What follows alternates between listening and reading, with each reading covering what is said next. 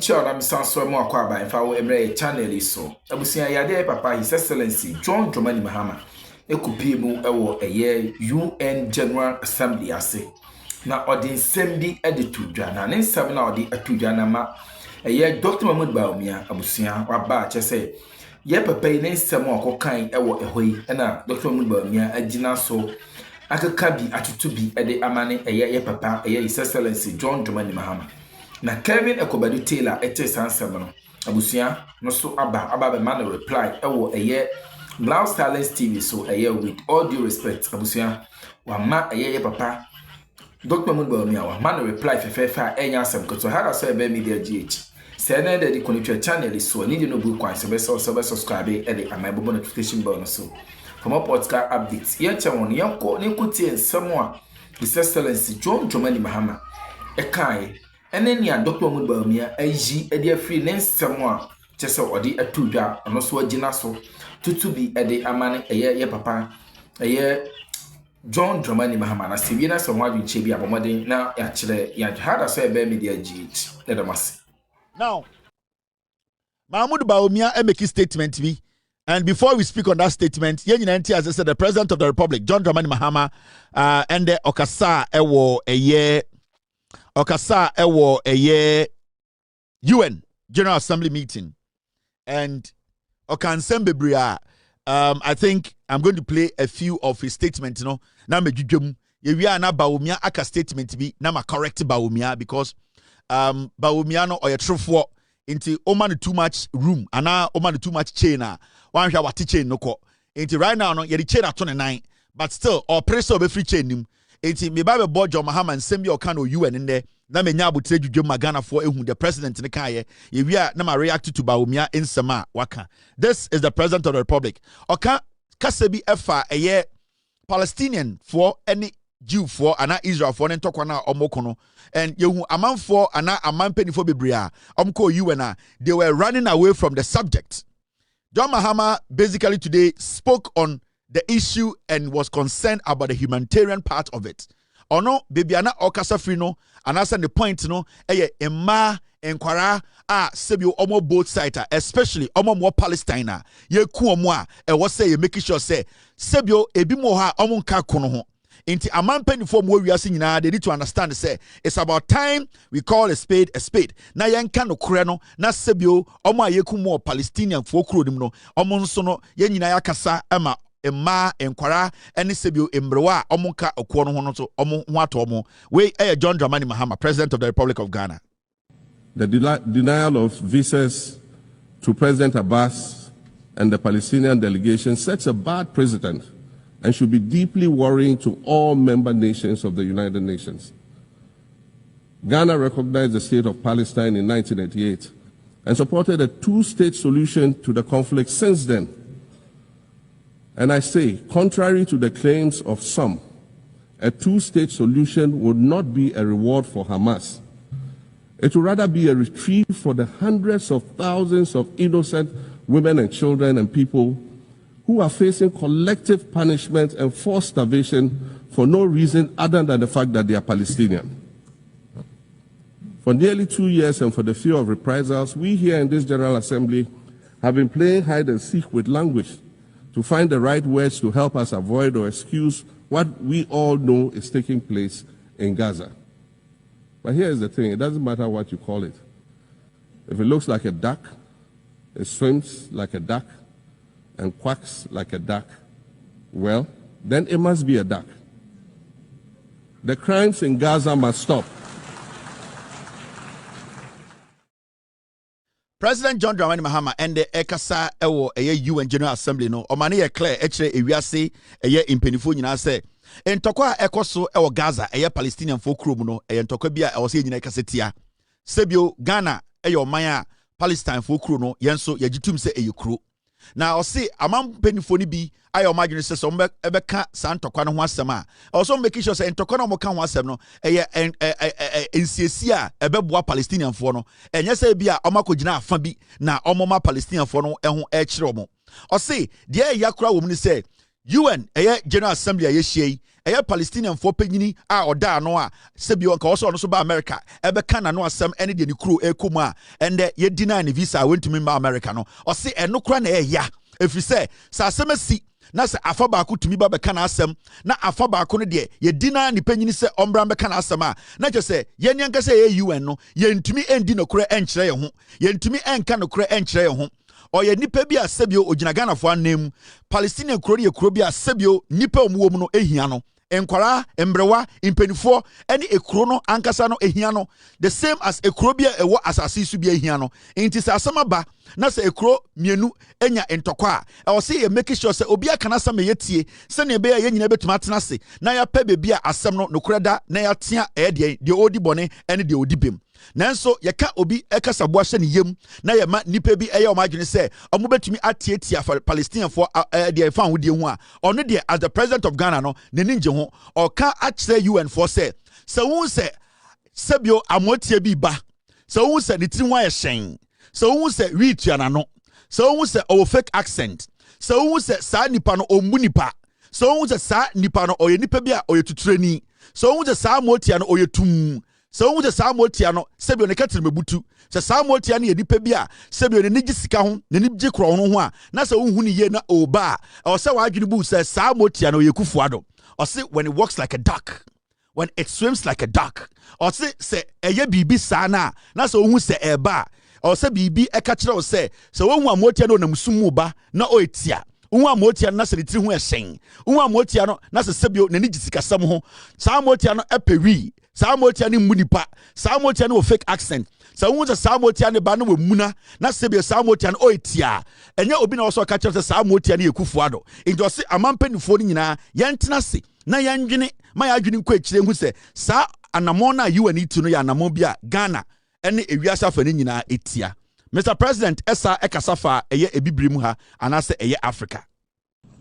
It has famously been written that past is prologue. Well, in the past, the majority of the 54 nations that now comprise Africa were never offered a seat at the table where plans for a new world order were being drawn. But, Madam President, as fate would have it, the tables are turning, and Africa's role in the authorship of whatever is yet to come for this world is going to be huge, and it will be consequential. According to this organization's own projections, by the year 2050, more than 25% of the world's population is expected to come from the African continent. Additionally, by 2050, 1/3 of all young people aged between 15 to 24 will be residing on the African continent. So you see, the future of this world is African. Allow me to say this once again a little louder for those of you in the back. The future is African.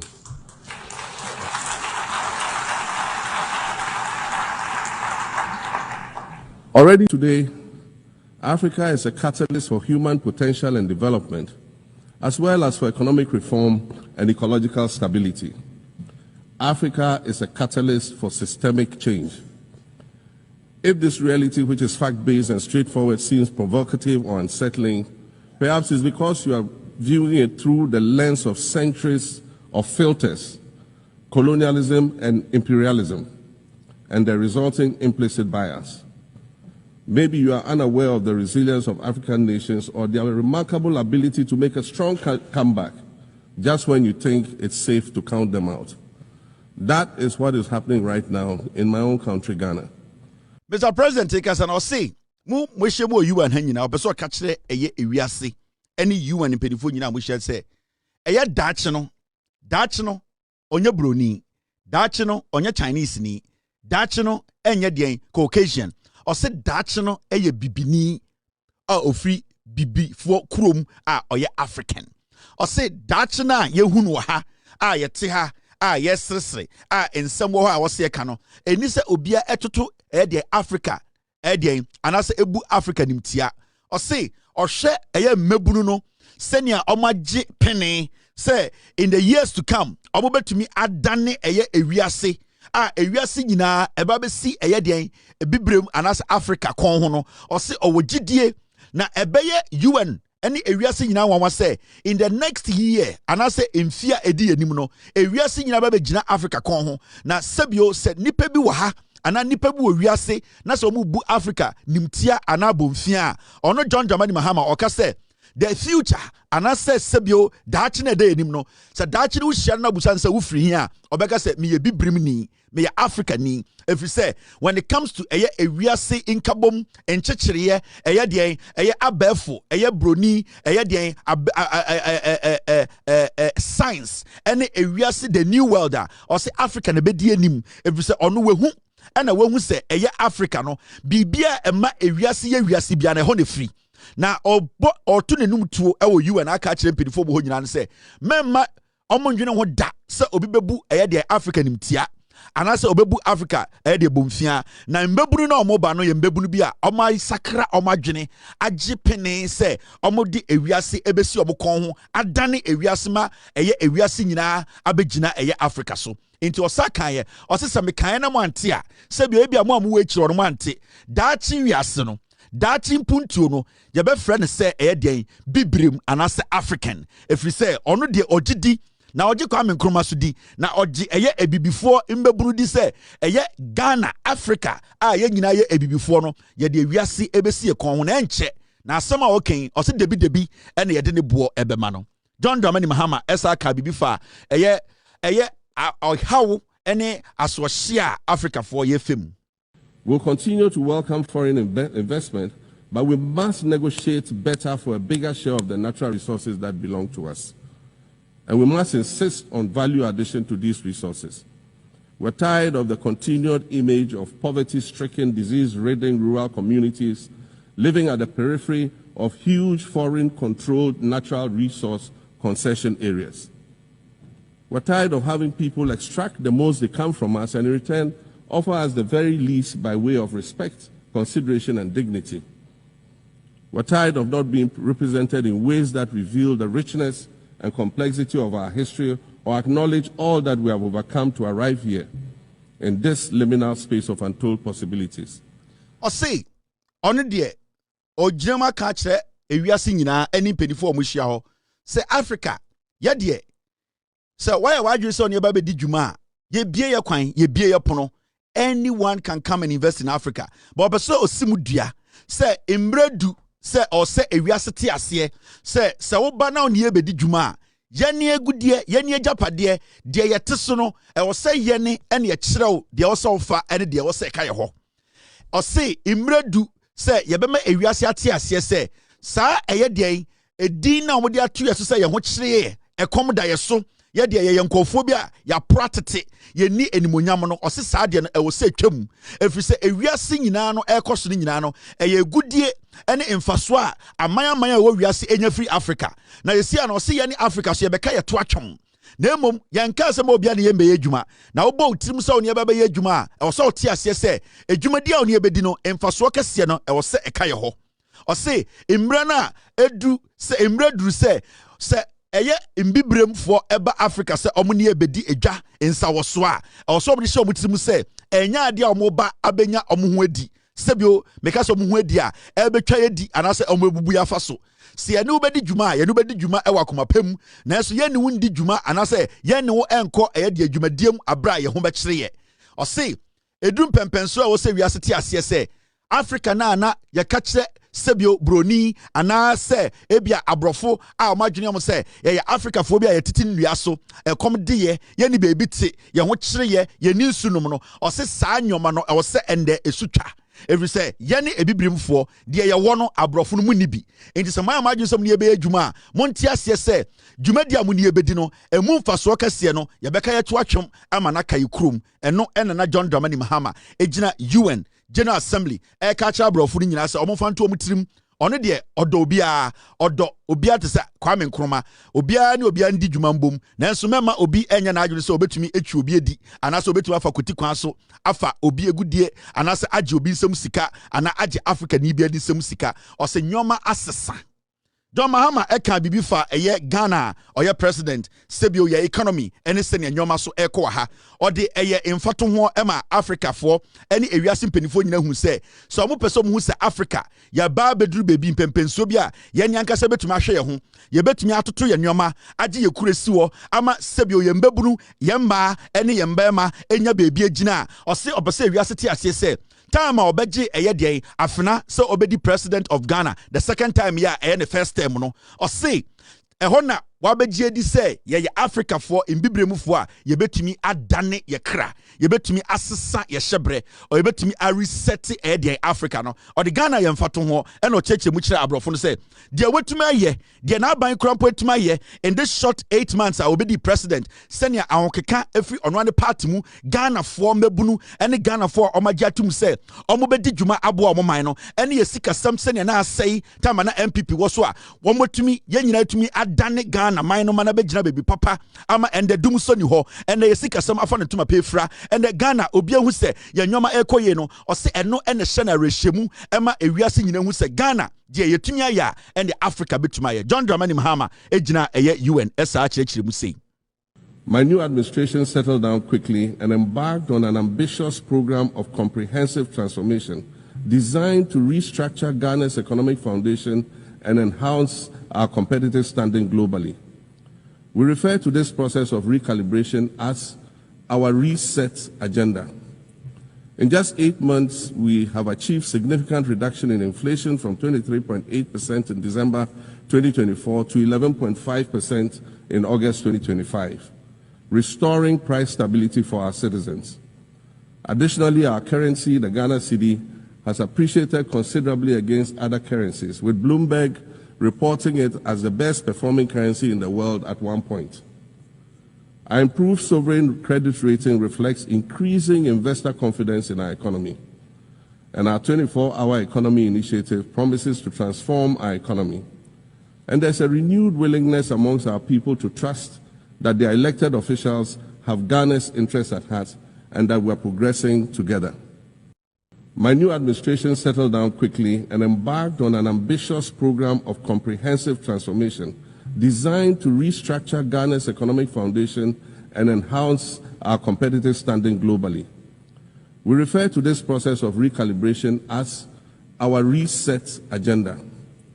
In just 8 months, we have achieved significant reduction in inflation from 23.8% in December 2024 to 11.5% in August 2025. Restoring price stability for our citizens.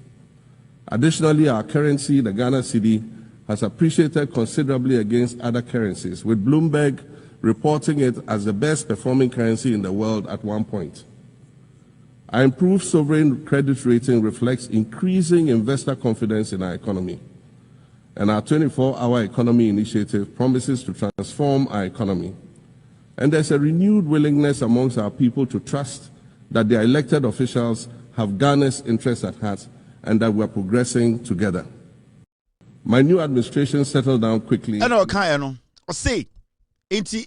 dia watumi aye ene de na ban tuma aye ene de Ghana fo aboa no ma etumi adane Ghana hyebre abesi impempenso bi a ende ewiase afa ne nyina no omohwe esikasam ye man totoye ye gidie ene de Ghana ye koyenim ye na ose ema na rehemu se Africa mema ewiase entoto Africa se na emom also obi ate ase se Ghana yetumi aye na esikasam egina ho na ende dum so ni ho ende inflation abafom ende eye de interest rate abafom ende amanfo enye adwuma ende Ghana ye gold sam sebio ye ka say yetumi bo ho ban ema ye stop galam say ende Ghana bebi ye dui bibia ekoye no o say eno o say kire o say etirimupo se eye na ejina ne naso na ugidi se obetuma bibia se ne ono ene ne nkofo Ghana fo etimi abo butirimu po aye adwumaden adane Ghana hyebre abedum pempenso a bibia koso no o se onim se Africa sa reset agenda no enu bi na wa Africa inte wiase afa na pedifo nyina ntia se Africa afa ne ntoma pefra ya ye ready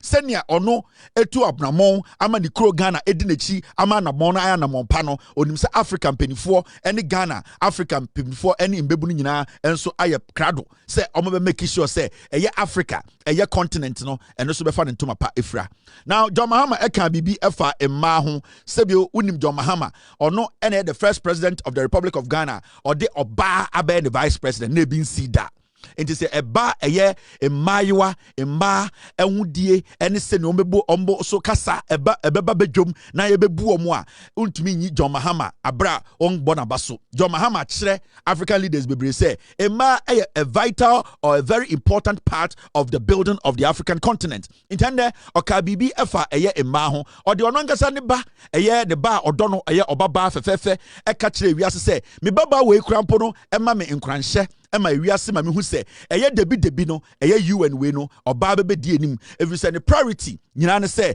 sebio ye benya emma dodo no ema oma eden edi ewiase so because abadaye ene sebio eye akoma pa emma kuta no osese ema emma so kwan na mo betena prono no so na mo ne mbema epre na ye nyina adwendwene oman ene ewiase ho a ebema ewiase abaye bebi pa ye nyina yakoma beto eyem oka bibi enso efa eye emma eho senia ye bema emma so akwanya momo so asom ewiase ewo the biggest positions on the planet. Allow me to echo the Indian-American writer Arundhati Roy, who wrote, "Another world is not only possible, she is on her way. On a quiet day, I can hear her briefing." I want to add that for the sake of Africa, and quite selfishly for the sake of my 18-year-old daughter, I hope that this new world that is arriving is a place of safety and equality for women and girls. To succeed, we must empower everyone, including women and girls, to reach their full potential. In closing, Madam President, I'd like to congratulate you on your election to preside over this historic 80th General Assembly and on being the 5th woman to hold this distinction. I'd also like to congratulate Her Excellency Nana Jane Opoku-Agyeman on being the first woman Vice President of Ghana.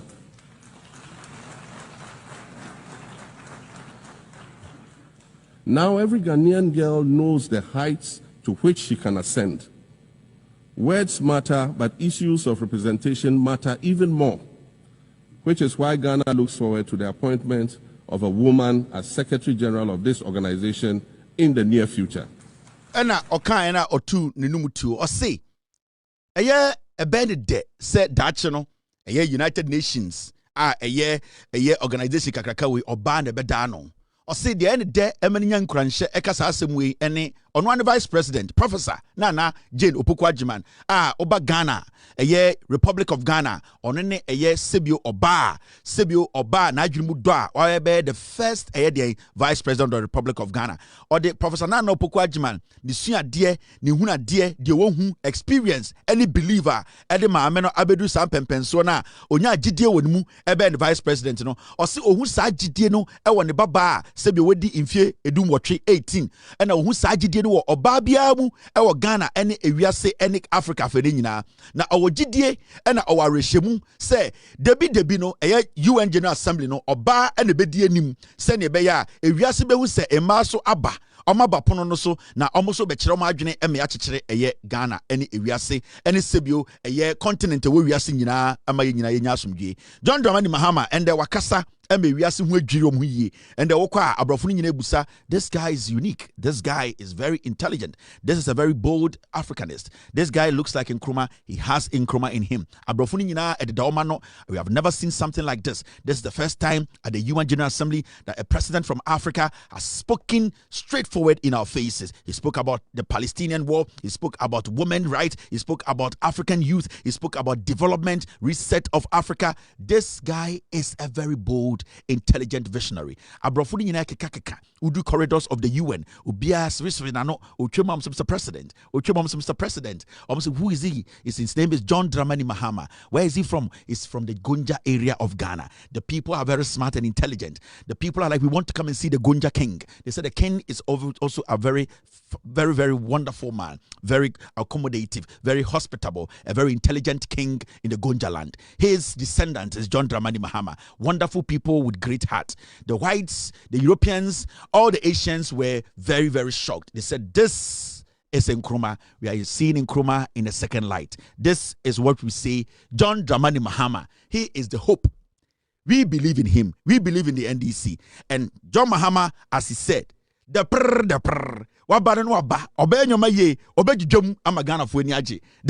is to the NDC for giving us a very wonderful, intelligent man who is bold, honest, intelligent, and who is straightforward. We really appreciate the NDC and we really believe in you guys. The NDC, God bless you. Semo as Ghana, Ahemfo, Emma, Nkora, politicians, Sebio Enifrafo, Ebubuafo, at a point in your life, all of you get on the streets, you will fight to keep John Mahama in power. Makachram. Remember 3 years spare.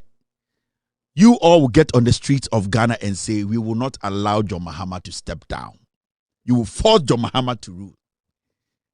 Me say ahemfo, ebubuafo, enifrafo, embrewa, enkwara, apemfo, policefo, sojaфо, Ghana-fo will come together and hit the street of Ghana and say, what we have seen in this man, we are not going to allow him to step down. It will be decided by you.